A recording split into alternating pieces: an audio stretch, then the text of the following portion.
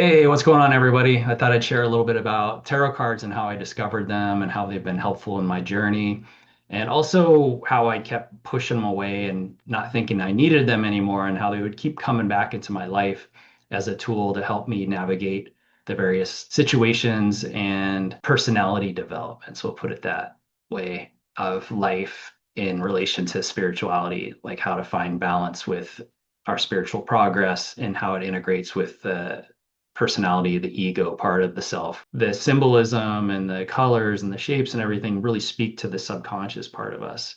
And this is something that was really helpful for me in my journey, especially early on when I was trying to understand like why my life was the way it was. Like what was I experiencing and what was I experiencing in these other realms and with the sensitivity and the visions and the psychic ability that largely I couldn't really control.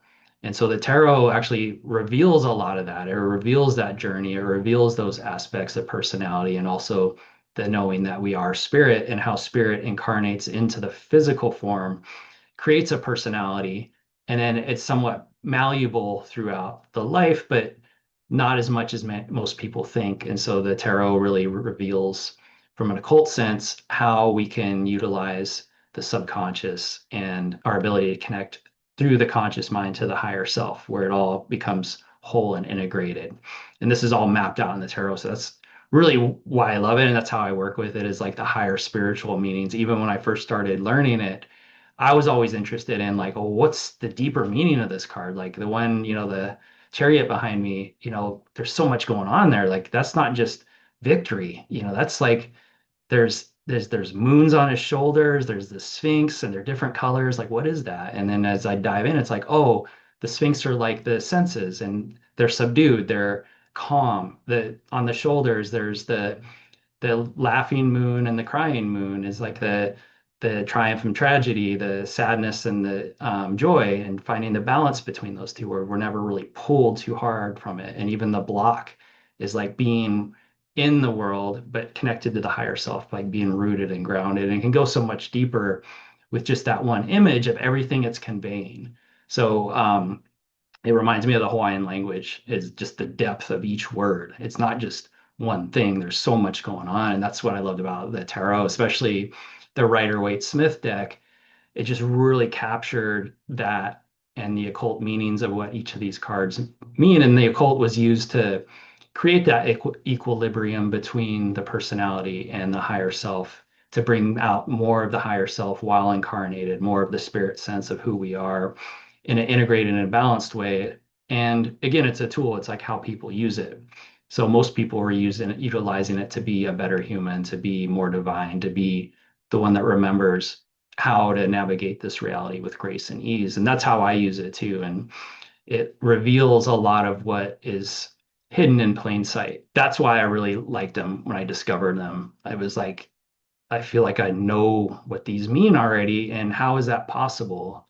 And then there are specific meanings which help to understand too. But a lot of it was just activating the intuition, like, okay, there's blue, and I know what blue means, and just it would just open and expand so much. And each day doing like a 24-hour spread, it was often agonizing for me, and I had to put the cards away because I would obsess over, oh my God, what's the tower mean? What's going to happen today? Am I going to get in a car accident? Is there going to be some kind of like huge shift that terrifies me?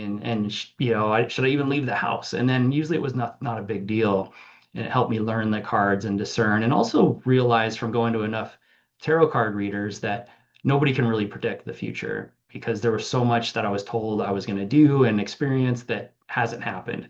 And it's been like 30 years, and I'm supposed to be married and have three kids, and yeah, I'm still not married. I don't have any kids. And so maybe that happens later. I don't know, but so I don't read like that either. And that's not how I teach others to read, although you can sense the energy of the direction. And that's what it's helpful for. It really gives an overview of an energy. So like with this card, there's that victory energy and that's presence and that balance and the ability to navigate reality with more grace and ease and strength and confidence. And there's so much more to that. And so it's just a really fun tool to convey what comes through when someone sits in front of you and you put these cards down, or if it's just yourself and you lay these cards out when you're just going through something. It's like I don't want to ask ChatGPT. I don't want to just ask somebody. I want to see what the cards reveal so I can feel into this myself and then like meditate on it. And so it's a great tool for that. I first discovered them in Phoenix, Arizona, when I moved there to really reclaim my health and my vitality and my knowing of what I knew to be true, but I was often told wasn't, like magic's real and ghosts and all that stuff is real. And I didn't care too much about aliens that came later, but I knew there was like magic in the world. I knew there was a way we could influence our reality because I saw that because I was doing it in a negative way. I was creating and manifesting things that I didn't want because I was thinking about them. I was experiencing like demons and dark things because I was drinking and hating myself. And the more I started to embrace a change in those habits and of embracing who I am, accepting my sensitivity, and embracing my curiosity about the occult information and the things that people said was dark and evil, the more I started feeling healthier and stronger and inspired and creative. And so the cards really helped me like feed that curiosity. I read all these self-help books and everything else, but it was always the cards, I'd pick them up and there was just like this magic with them where I didn't know what was going to come through. And I met a woman eventually by going to all these psychics that taught me the tarot. And then we were close friends. And so I would sit with her as she'd do these readings online or on the telephone back then and just sit and listen. And the amazing, information that would come through and just from these cards, because the subconscious is connected to everything and everyone. And so with these cards, we can tune in with our psychic intuitive ability, what's happening in that person's life. And if we ask the right questions, it comes through. And so I was just fascinated by that. And I tried to learn on myself. And I often got stuck in my head. I would think about the meanings and I would trip over like, well, I can't say this to this person, and what if I'm wrong? But as I went through that process, I just used it for myself. I'm like, okay, I'm not going to do readings for anyone. They're going to think it's weird, and people think it's evil because this was back in like 2010, and now it's much more accepted and embraced. So it's like, okay. And so when I worked with the cards, I learned more and more that I was gravitating towards the higher spiritual meaning of what they were revealing with each card, especially the major arcana, the trump cards, is just this journey of the spirit through physical form and how that plays out in various different ways and how it ebb and flows and is interchangeable. And then the minor arcana is like all the details to that. And it was just fascinating to me. I would just play and stare with those for hours. And so the more I worked with them, the more my intuition got strong. I was meditating a lot, and then I'd work with the cards, and they were just like revealing all kinds of amazing things, what's possible in for human potential. And at a certain point, I was like, okay, I don't need them anymore. I was facilitating groups and I was able to tune in and help people facilitate these processes of healing work. And I was just really intuitive and I had it. I was like, oh, I don't need cards. They're just like a tool to learn and increase the intuition. So I put them aside for many, many years. Once in a while I'd pull them out, but I was like, oh, I got what I needed from them. And it wasn't until I started doing my healing work more out in the open and assisting people with just more like talking and conveying what I was sensing from them, like an intuitive reading, that and especially where I live, a lot of people do that already anyway. And they're like, oh, a couple of people are like, well, that's just like a conversation I would have had at the beach or something, or a conversation with a friend. And I was like, okay.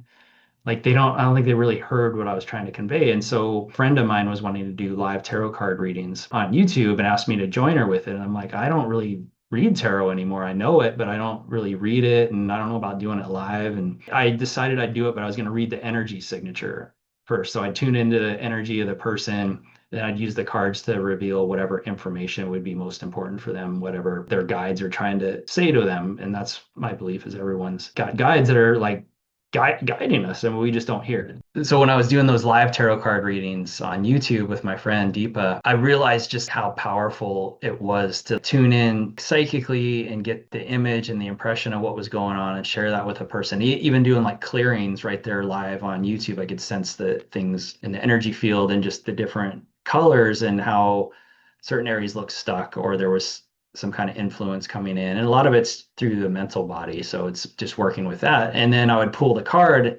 afterwards and it would be like basically confirming what just happened. And then what the next steps would be like, or even bringing more depth to it. Whereas before it would be like, oh, that was weird. I don't know what that was about. But when you slap the card down, and they're like, oh my God, that's what we were just talking about. And that happens so many times that I started incorporating it in my sessions a lot of times. And also when I did breathwork ceremonies at the end, we'd use the oracle card, sometimes tarot cards. And it often brought through like a confirmation and a message because there's a part of us that unconsciously, the subconscious, is connected to everything and we're being guided constantly. It's just a matter of can we notice and pay attention to that?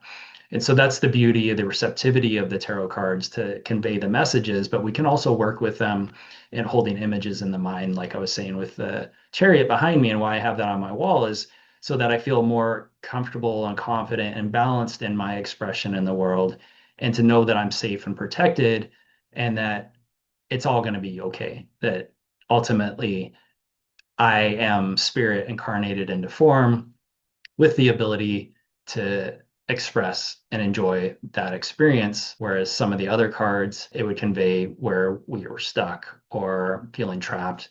And often that's a perception or the mind, the mental body attacking itself. And so the tarot cards reveal that too, which is really cool because it's picking up on the energy and we can pull those cards. And as long as we're not beating ourselves up about it, like I used to do when I did my 24-hour spread, if we cultivate that connection to the spirit and work with that and accept what is and accept where people are and not try to force them into a notion of a lot of the what I call the Course in Miracle gurus that are like, oh, it didn't happen and that's not real and you made it all up. And yeah, that's true for spirit. And there's a part of us that is still going through it, the personality, and it very much is wanting some acknowledgement and to be felt and acknowledged. And I think there's another source of information that would really balance that out. And it's called the Right Use of Will series by Celine de Rohan. She channeled this information in the 70s, and it really breaks down the need to address like what the will is going through, what the emotions are experiencing, rather than just like everything's fine from spirit. And so the tarot cards are designed to help bring that balance and equilibrium. And that's why I really like them and why they just continue to be a good tool for my journey. And I don't always use them for myself, but when I need it, it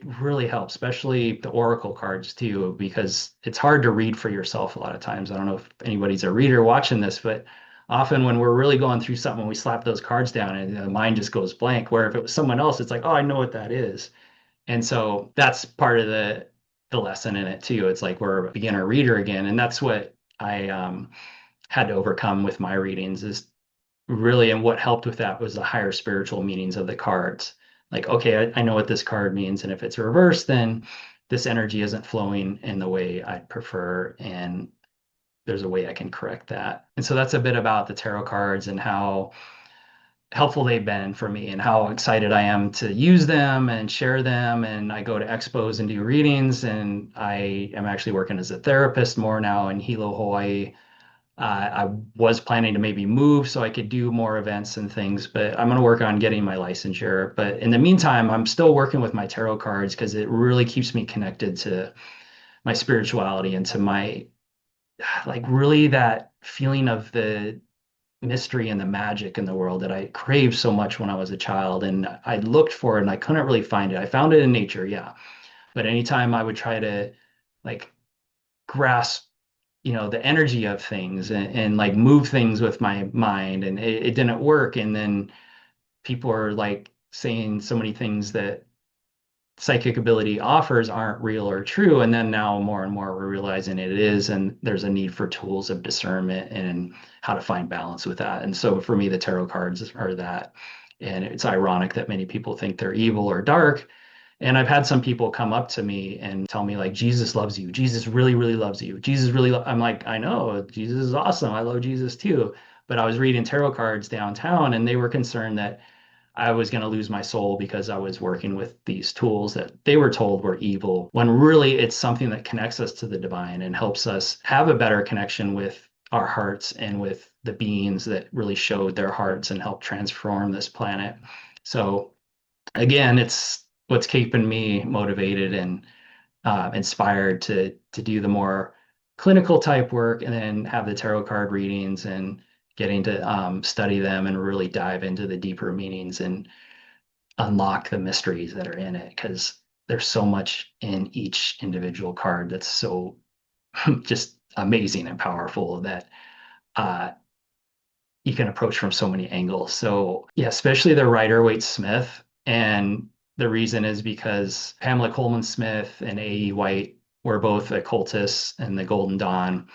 And so they were studying these ancient mysteries from before Jesus, from the Kabbalah and with the Tree of Life. And a lot of it isn't shared. So like the Tree of Life that shows the 10 Sephiroth, and there's actually 12. So not everything was revealed. So people are like, oh, it's a distortion and oh, they're trying to manipulate us. But a lot of it is like they not everything was revealed to people because there's only so much people can handle. And then sometimes it's utilized in negative ways. So same with the tarot, there's more depth to it. There's certain things hidden that can really like reveal more of the journey we're on and how to navigate it with more grace and ease. And use the cards in ways that help empower us and activate these different abilities and gifts we have. And at the same time, having a personality and an ego that is always going to be a bit of a limitation, but not something that has to totally hinder us or stop us from enjoying life and learning how to navigate. So it's a great tool for me to like know thyself. And the cards reflect those different hiccups and bumps and things. Like when a certain card comes up, it's like, oh yeah, I know what that energy is, and it helps me discern how to navigate it. And so that's a bit about why I love tarot cards, why I read tarot cards, how I discovered them, and all the story about the first time I came across them. I actually went and why I don't like the Crowley deck, the Thoth deck. And I know a lot of people are into it, and it's a powerful deck. My teacher said that the people she knew that used it would get really good, but then some tragedy or something would befall them. And I don't know if that's true, but I know when I first discovered those cards and I was using them to do this ritual that the psychic guy mailed to me in the newsletter, I didn't even do it. I just put all the cards together. I went and bought the Thoth deck because it was drawn to the images and I could feel like the energy of it. And I just, with the intention of doing this ceremony, I took all the coins and put them together, all the coin cards or the pentacles. But for the Crowley deck, it's coins. And then I kind of set them aside. And then shortly after that, this accident happened where one of my family members almost died. And I was like, oh my God, I'm getting rid of these cards. Because I was thinking, I was like, well, where's this money going to come from if I do this ritual?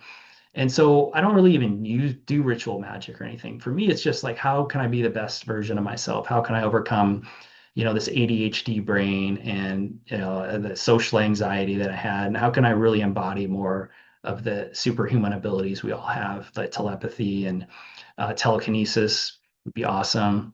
And I also know that those are kind of just silly things. And the best tool we can have is like what the chariot represents is being balanced and kind and present with life versus needing to be the biggest or the strongest kind of thing.